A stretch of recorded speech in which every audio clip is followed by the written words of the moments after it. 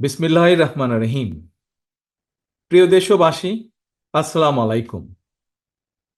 গৌরবজনক এই ঐতিহাসিক মুহূর্তে বাংলাদেশের সাহসী ছাত্র জনতাকে বিরচিত অভিনন্দন। হাজারো শহীদের প্রাণের বিনিময় জনতার ঐতিহাসিক এই বিপ্লবের মধ্যে দিয়ে গণহত্যাকারী খুনি হাসিনার পতন হয়েছে। রাহু মুক্ত হয়েছে আমাদের প্রিয় বাংলাদেশ। জনতার বিপ্লবের প্রথম ধাপ চূড়ান্তভাবে সফল হয়েছে। লাখো শহীদের প্রাণের বিনিময়ে অর্জিত বাংলাদেশ কখনো পরাজয় মানতে পারে না।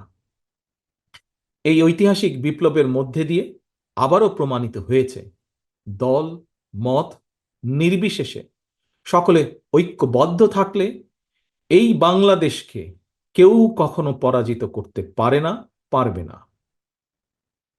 প্রিয় দেশবাসী, বিজয়ের এই ঐতিহাসিক মুহূর্তে আমি আজ সেই সব মায়েদের প্রতি বিনম্র শ্রদ্ধা জানাই এই গণবিপ্লবে যারা তাদের প্রিয় সন্তানকে হারিয়েছেন।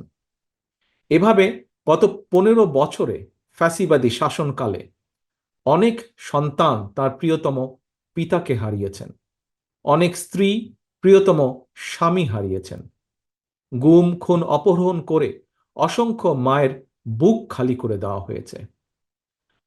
আপনাদের সন্তানের শহীদ মৃত্যু, স্বজনদের ত্যাগ, তিতিক্ষায় 2024 সালের 5ই আগস্ট প্রিয় বাংলাদেশ আরেকটি বিজয় দেখেছে।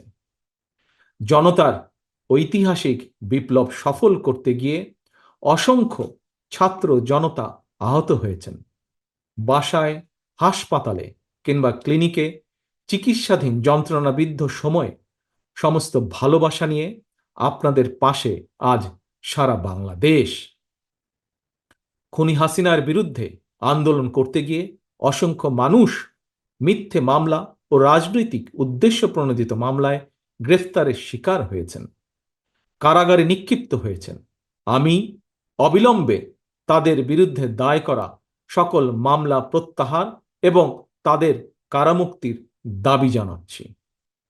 একই সঙ্গে ছাত্রছাত্রীরা যাতে আবার স্বাভাবিকভাবে হলে, হোস্টেলে, ক্লাসে ফিরতে পারেন এবং পরীক্ষায় অংশ নিতে পারেন, আশা করি সেই পদক্ষেপ দ্রুত গ্রহণ করা হবে। প্রিয় দেশবাসী, দেশের 18 কোটি মানুষকে জিম্মি করে 12.5 কোটি ভোটারের ভোটের অধিকার কেড়ে নিয়ে বাংলাদেশকে তাবেদার রাষ্ট্রে পরিণত করা হয়েছিল। হত্যাকারী, গণহত্যাকারী খুনি হাসিনার পতনের মধ্যে দিয়ে জনগণ তাদের গণতন্ত্র, মানবাধিকার, লুণ্ঠিত ভোটের অধিকার পুনঃপ্রতিষ্ঠার পথ সুগম করেছে। এর মধ্যে দিয়ে জনগণের বিপ্লবের প্রথম ধাপ সফলভাবে সম্পন্ন হয়েছে।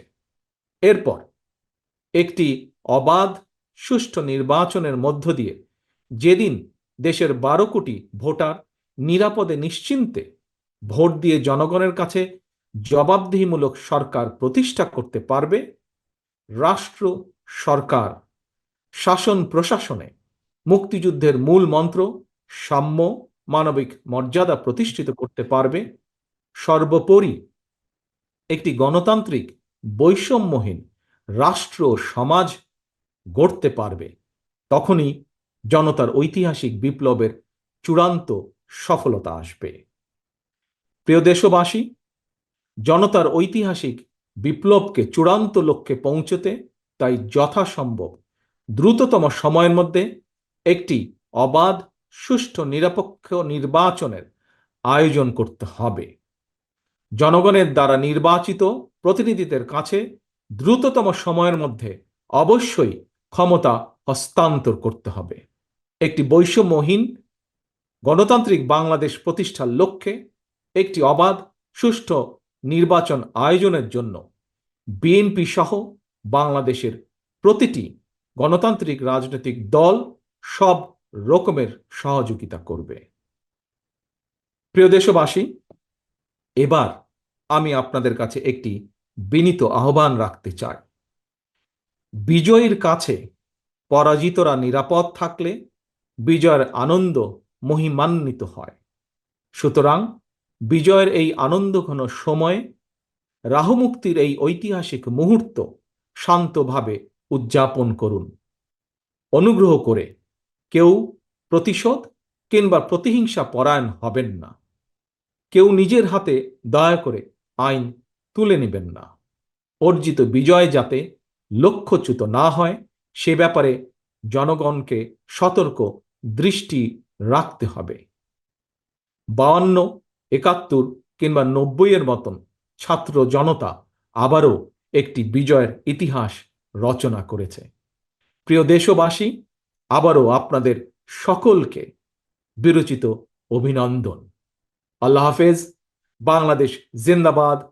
বাংলাদেশ জাতীয়তাবাদী দল জিন্দাবাদ।